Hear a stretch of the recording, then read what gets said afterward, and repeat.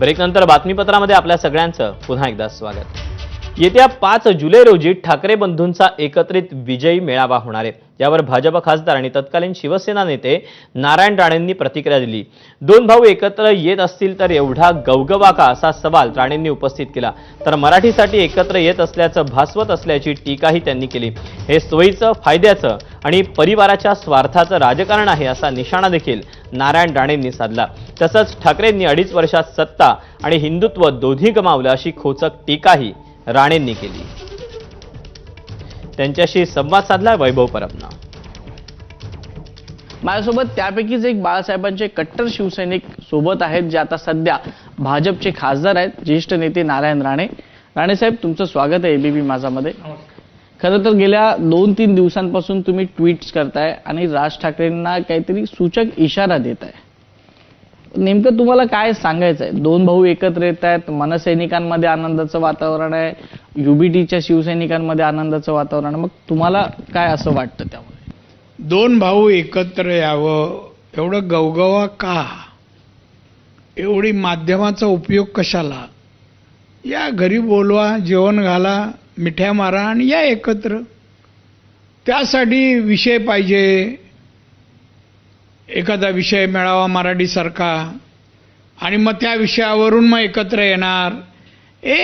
मराठीसाठी, मराठी माणसांसाठी आपण काहीतरी करतोय भासवण्याचं काम मीडियाच्या माध्यमातून जे होत आहे ना, आणि म्हणून मी 2 ट्विट केले। हे योग्य नाही। भाऊ अनेक भाऊ एकत्र येतात, भांडतात, जातात, परत येतात। अशी जाहिरातबाजी, प्रसिद्धीबाजी, यावं न यावं, डिबेट कशासाठी? काय परिणाम होणार आहे? महाराष्ट्राच्या राजकारणात कोणताही परिणाम एकत्र येण्याने होणं नाही। मराठी माणसाचं परिवर्तन एकत्र येण्याने असं होईल असं मला वाटत नाही। कारण ह्याच मंडळींनी,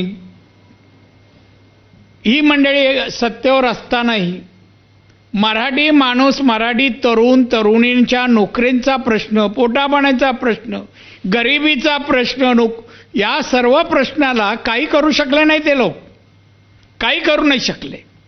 आणि मग भावनिक आता मराठी म्हणून चला विजय सर, मराठी त्या खरा म्हणजे तो प्रश्न त्रिभाषिक भाषेचा कोणी मान्य केला? तेव्हा कोण मुख्यमंत्री होते? उद्धव ठाकरे। राज ठाकरेंबद्दल तुम्ही जे ट्विट केलं की त्याच्यामध्ये असा उल्लेख आहे की राज ठाकरेंना उद्धव ठाकरेंनी दिलेला त्रास, हा छळ, हे राज ठाकरे विसरले का? तर महाराष्ट्राला एकदा ऐकायचं की नेमकं त्यावेळेला काय त्रास? बघा, शिवसेनेत राहणं असह्य केलं, कोणताही निर्णय त्यांचा मान्य होत नव्हता, अनेक गोष्टी होत्या, आणि म्हणून त्यांना वाटलं इथे आपण राजकारण करू शकत नाही, आणि म्हणून त्यांनी राज ठाकरेंना बाहेर पडायला मजबूर केलं। उद्धव ठाकरेंनीच केलं। मग आता कशाला मिठ्या मारायची वाचा बोलतात? मिठ्या मारायची, जा त्याच्या घरी, त्यात लहान मोठा भावाचं काय? राजच्या घरी जा, सांगायचं राज चल तुम्ही एक झालो, पाहिजे असेल तर चल चल मातोश्रीमध्ये परत। हे करू शकतात का उद्धव ठाकरे? नाही। उद्धव त्यांचं कौटुंबिक जे काही त्यांचं हे आहे, कोण भावंड, कोण हे त्यांच्या जवळ आहे, कोणाला जवळ केलं? जवळ दुसऱ्या बाजूने झालं, इकडून नाही झालं, वन वे झालं। आणि त्याच्यामुळे राजजींनी सांगा, मी त्यांच्या अंतर्गत गोष्टी काही बोलणं आत्तापर्यंत माननीय बाळासाहेब आणि त्यावेळचं त्यांच्या ज्या काही गोष्टी मी कधी फार बोललो नाही आणि बोलणार नाही। मी तेव्हाही दैवत मानत होतो, आजही दैवत मानतो। तुम्ही जर बाळासाहेबांना दैवत मानता तर दोन भाऊ एकत्र येण्याचा तुम्हालाही आनंद झाला पाहिजे। केवढा आनंद 2 शिलेदार सांगू शकत नाही एवढा आनंद होतोय। आनंद म्हणजे काय? म्हणजे अशक्य गोष्ट शक्य झाली, बाकी काय नाही झालं, अजून झाले नाहीत। एक होतील, एकत्र येतील तेव्हा, आणि एकत्र येऊ दे, नांदू दे ना। उद्धव ठाकरे लोकसभेला लढले, विधानसभेला लढले। राज ठाकरे यांनी लोकसभेला भाजपाला पाठिंबा दिला, विधानसभेला स्वबळावर लढले। दोघांची ताकद महाराष्ट्राने पाहिली। आता दोघांची ताकद पाहिल्यानंतर दोघांचं अस्तित्व टिकवण्यासाठी हे सगळे प्रयत्न चालू नाही, प्रयत्न चालू, अस्तित्व ते प्रत्येक जण करणारच ना। कोणी आपलं अस्तित्व टिकवण्याचा प्रयत्न करणार, पक्षाचं आणि आपलं. पण आता स्वतः म्हणून लढले लोकसभा विधानसभा, त्यात काय हाताशी लागलं ते माहिती आहे. तेव्हाही लोक तुमच्यावर नव्हते, मुंबईतले महाराष्ट्रातले, आता कुठून येणार? त्यामुळे दोघं एकत्र येण्याने यांचा फायदा होतोय का तोटा होतोय तर कळेल भविष्यात. पण महायुतीला तर मोठ्या प्रमाणात धक्का बसेलच ना महानगरपालिका. धक्का बिक्का नाही ना, यांचा धक्का कसला? आम्ही धक्का अस्तित्व त्यांचं मान्य मत अजिबात. मराठी मतं कुठे जाणार? आम्ही मराठी नाही, आम्ही मराठी माणसाच्या नोकरीसाठी प्रत्येक गोष्टीसाठी आम्ही भांडतोय. हे करत नाही तेवढं आम्ही करतोय. त्यामुळे मराठी त्यांना मतं मिळतील हे मी नाही हे म्हणू शकत. उद्धव ठाकरेंचे 2 चांगले गुण 2 वाईट गुण, राज ठाकरेंचे 2 चांगले गुण 2 वाईट गुण. उद्धव ठाकरेंचे पहिले. उद्धव ठाकरेचे चांगले गुण मला एकही माहीत नाही. सगळे वाईट गुणाचं प्रदर्शनच त्याने आतापर्यंत केलं आहे.